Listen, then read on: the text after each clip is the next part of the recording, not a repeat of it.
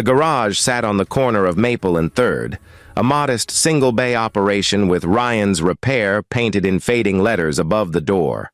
Inside, Jake Ryan wiped grease from his hands with a rag that had seen better days, surveying the 1972 Mustang he'd been restoring for the past 8 months.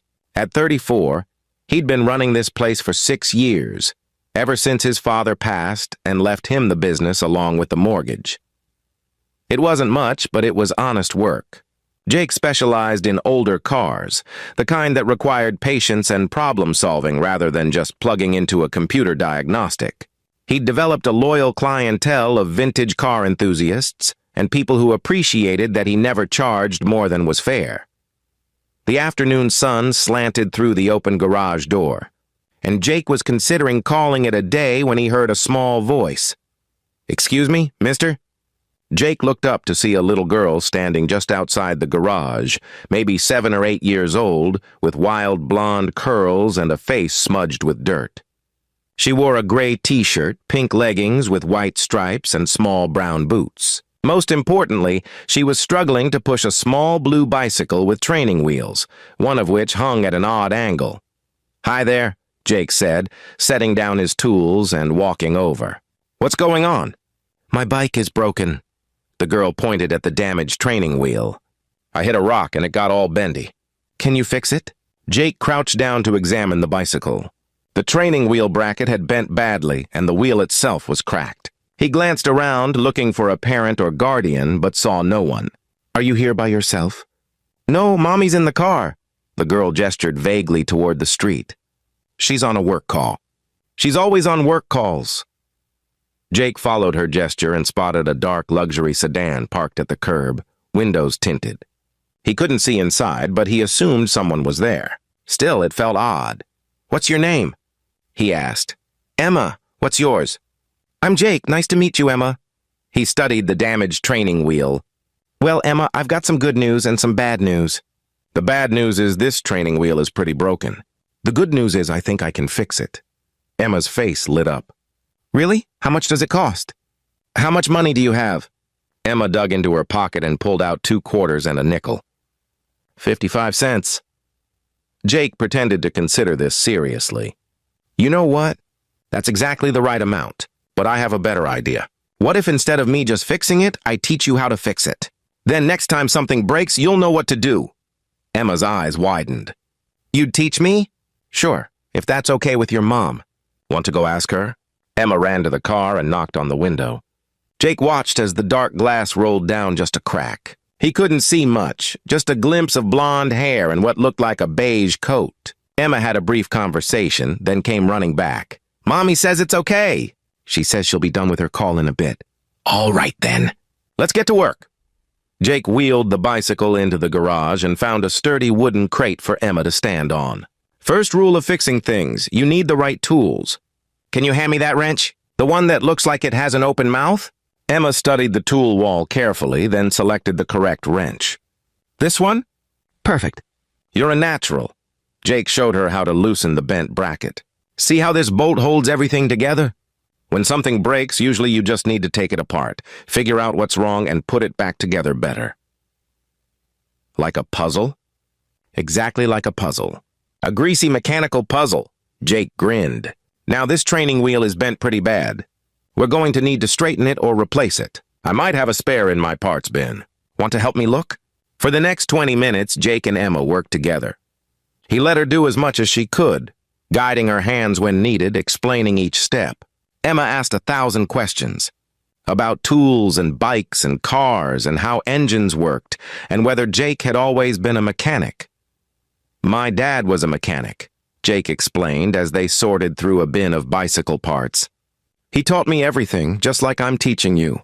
He said the most important thing about fixing something wasn't just making it work again. It was understanding why it broke in the first place." "That's smart," Emma said seriously. "My mommy says understanding the why is the most important part of solving problems, too." "Your mommy sounds wise." They found a suitable training wheel, slightly used but in good condition. Jake showed Emma how to attach it, letting her tighten the bolts herself with his supervision.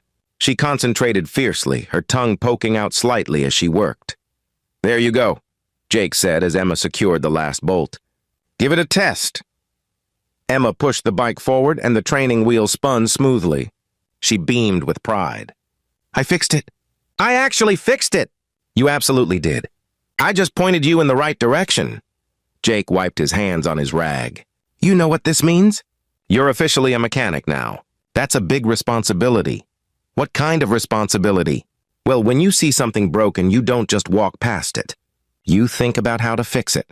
And when someone needs help, you help them. That's what mechanics do. That's what good people do." Emma nodded solemnly, as if Jake had just imparted great wisdom. "I can do that." "I believe you can." Jake glanced toward the car, which still sat at the curb. The window remained mostly closed. "Your mom must have a really important job to be on the phone this long." "She does. She's the boss of lots and lots of people. Sometimes she has to work really late and I have to stay with Mrs. Chen next door. But it's okay because Mommy says she's working hard so we can have a good life." Something in the way Emma said it made Jake's chest tighten. The matter-of-fact acceptance of a child who'd learned to accommodate a parent's absence. He recognized it because he'd been that child once, though in his case it was because his father had to work long hours to keep the garage running. "Well, your bike is all fixed," Jake said. "That'll be 55 cents as agreed."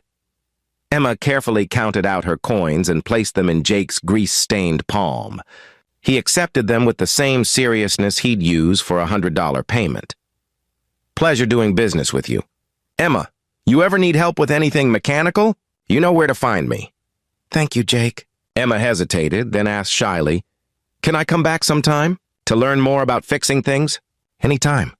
But check with your mom first, okay?"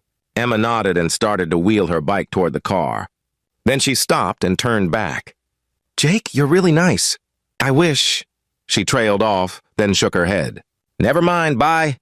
Jake watched her go, wondering what she'd been about to say.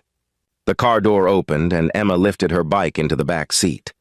As she climbed in, Jake caught a glimpse of the woman in the driver's seat. Professional clothing, blonde hair pulled back.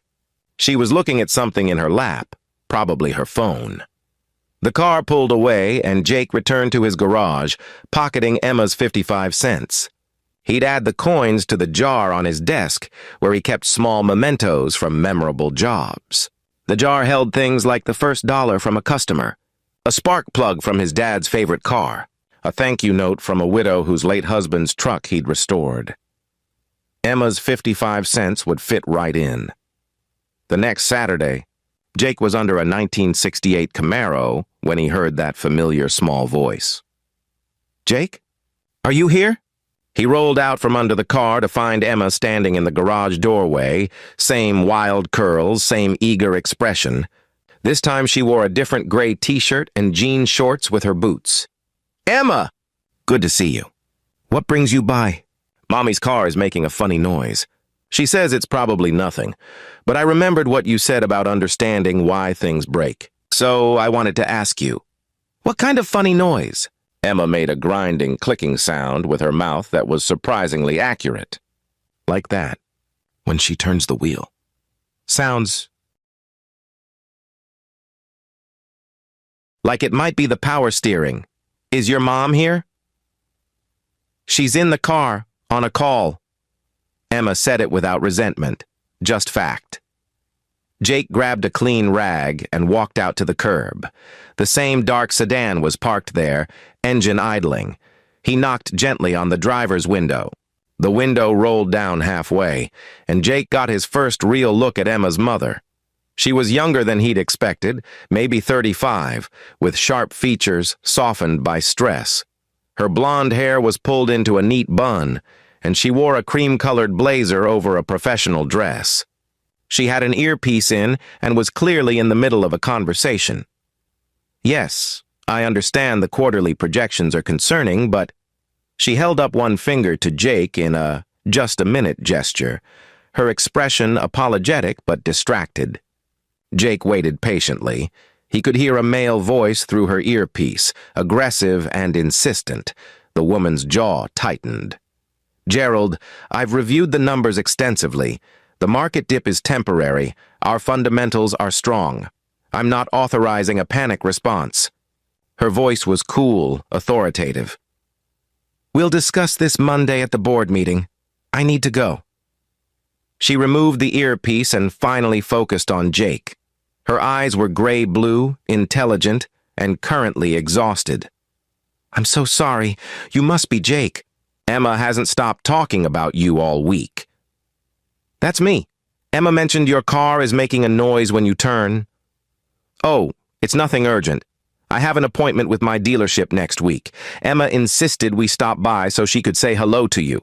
Would you mind if I take a quick listen? If it's the power steering, it's not something you want to let go too long. The woman hesitated, glancing at her phone. Jake could see calendar notifications piling up on her screen. I really don't have time for... Mommy, please. Emma had appeared beside Jake. Jake knows about cars. He taught me how to fix my bike. Remember? I told you. Something shifted in the woman's face. Guilt, maybe, or recognition of something she'd missed. You're right, sweetheart, I'm sorry. She looked at Jake. If you have a moment, I'd appreciate a quick diagnosis. Turn the wheel all the way to the right for me, Jake instructed. She did, and immediately the grinding, clicking sound Emma had imitated filled the air. Jake listened carefully, then had her turn it to the left. Same sound. Definitely power steering. Probably the pump or low fluid. Mind if I pop the hood? Go ahead. Jake checked the power steering reservoir. Nearly empty. He checked for leaks and found fluid on the pump housing. You've got a leak in your power steering pump. The fluid's almost gone, which is why it's making that noise. You're grinding metal on metal right now. The woman's face paled slightly. Is it dangerous? It will be if the pump seizes while you're driving. You could lose steering control. You shouldn't drive this until it's fixed. But I have a meeting in an hour downtown. And Emma has ballet at 4 and... She stopped herself, closing her eyes briefly. I'm sorry. That's not your problem. Do you know a good towing service? I can fix it right now, Jake said. I've got the parts. Take about 30 minutes. Really? I can't ask you to drop everything for... Mommy, let Jake help, Emma said earnestly. That's what mechanics do, they help people. The woman looked at her daughter, and Jake saw something complicated pass over her face. Love, certainly, but also sadness. Recognition of something she'd been missing. All right, she said quietly. Thank you. How much will it cost? Jake quoted her a fair price. She nodded and pulled into his garage. As he got to work, Emma appeared at his elbow with a small plastic toolbox. Can I help? Mommy bought me this after I fixed my bike. She said if I'm going to be a mechanic, I should have my own tools. Jake felt a smile spread across his face. Absolutely. Let's see what you've got in there. Emma's mother stood to the side, phone in hand, but not looking at it. Instead, she watched as Jake and Emma worked together. He explained what he was doing, why the pump had failed, how to prevent it in the future. Emma asked questions and handed him tools, her face scrunched in concentration. The thing about cars, Jake explained as he replaced the pump, is that they tell you when something's wrong. You just have to listen. That noise your mom's car was making? That was it saying, help me, something's not right. Most people ignore those sounds until it's too late. Like when you ignore a problem and it gets bigger? Emma asked. Exactly. Whether it's a car or anything else in life, it's better to fix small problems before they become big ones. Jake glanced over and caught Emma's mother watching them with an expression he couldn't quite read. When their eyes met, she looked away. Quickly, but not before he saw something that looked like longing. 25 minutes later, Jake tested the steering, smooth and quiet. He wiped down the engine compartment and closed the hood. All set. Good as new. Emma's mother pulled out a credit card, but Jake noticed her hands were shaking slightly. I really can't thank you enough. If you hadn't caught this, just glad I could help. Jake processed the payment, then added, "Ma'am, can I say something that's maybe not my place?" She looked at him warily. "Okay. That daughter of yours is special. She's curious and kind, and she pays attention to the world around her. She's got a good heart." Jake glanced at Emma, who was carefully organizing her toolbox. "I don't know your situation, and I'm not judging. But those work calls, the meetings, they'll always be there. Emma won't always be 7 years old wanting to spend time with you." The woman's eyes filled with tears. "You think I don't know that?" "I think you do know it. I think that's why it hurts." Jake's voice was gentle. "My dad worked himself into an early grave keeping this garage running. I get it. Sometimes you do what you have to do. But he also taught me that the most important repairs aren't the ones you make to engines.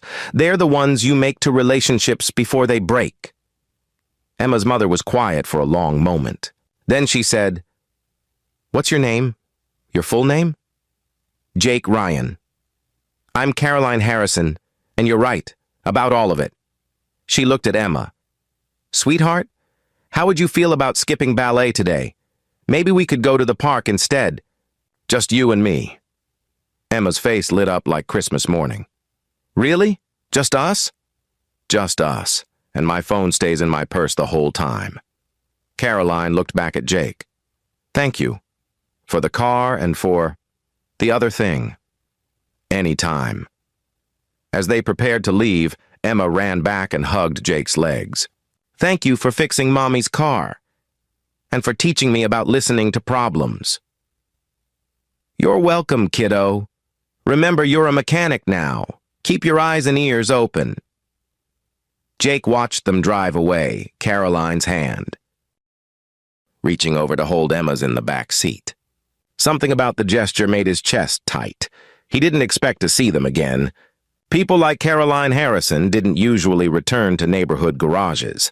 They had dealerships, preferred mechanics, busy lives that didn't intersect with his world. But the following Saturday, the black sedan pulled up again. This time, Caroline got out and walked into the garage herself. She wore jeans, a simple blouse, and her hair was down around her shoulders. She looked younger, less armored. "Hi," she said. "Is this a bad time?" "Never a bad time." "Everything okay with the car?" "The car's fine. I came to talk to you. Do you have a minute?" Jake set down his wrench. "Sure." Caroline took a breath. "After we left here last week, I did some thinking. About what you said, about fixing relationships before they break. I realized I've been so focused on providing for Emma financially that I've been failing her in every other way that matters." "Caroline, let me finish, please." She pulled out her phone and showed him the screen. It displayed a website for a nonprofit organization called Youth Automotive Education Program. "This is something my company started 3 years ago. We fund programs that teach underprivileged kids practical skills. But it's been struggling. We can't find the right people to run it, and I've been too busy to give it proper attention." "That sounds like a good program." "It is. Or it could be. But here's the thing. After watching you with Emma, I realized what it's been missing. It's missing people who actually care. People who see teaching as more than just a job. People like you." Jake felt something shift in his chest. "What are you saying?" "I'm saying I want to offer you a position as director of youth programs. You'd oversee our automotive education initiatives, develop curriculum, train instructors. You'd actually work with kids, teaching them the way you taught Emma." Caroline's voice grew more animated. "You could keep your garage if you wanted, do this part-time.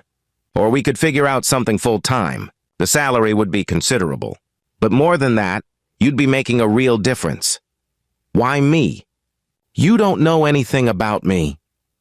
I know you took time on a Saturday to teach a random kid how to fix her bicycle. I know you charged her 55 cents and treated her with respect. I know you saw a problem with my car and fixed it without being asked, potentially saving my life and my daughter's. I know Emma thinks you hung the moon." Caroline's voice softened. "And I know you had the courage to tell me the truth when I needed to hear it. That's more than enough." Jake stared at her. Can I ask you something? What do you do? I mean, I know you're Emma's mom, but what's your job? Caroline smiled slightly. I'm the CEO of Harrison Technologies. We're one of the largest tech firms in the region. We develop software, provide IT solutions, run charitable programs. I've been running the company for 5 years, ever since my father retired. Jake felt his eyebrows rise. You're that Caroline Harrison? Emma's been telling me her mom is the boss of lots of people, but I thought she meant like a manager at an office. It's more than that. But lately I've been wondering if being CEO is worth being absent from my daughter's life. Caroline looked away. My husband died 3 years ago, cancer. Since then, I've thrown myself into work. Told myself I was building something for Emma's future. But the truth is, I was running from grief. And Emma's been paying the price. I'm sorry. About your husband? Thank you. Caroline met his eyes again. Jake, I watched you with Emma last week. You were patient and kind, and you treated her like her questions mattered. You taught her something valuable, and you did it naturally, like it was the most important thing in the world. That's rare. That's what these kids need. Jake thought about his father, about the lessons learned in this garage, about the satisfaction of fixing something broken, of passing knowledge to the next generation. Can I think about it? Of course, but there's something else. Caroline pulled out another piece of paper. Emma wanted me to give you this. It was a crayon drawing of a man and a little girl standing next to a bicycle. The man had dark hair and was holding a wrench. At the top, in careful letters, Emma had written, Jake the mechanic, my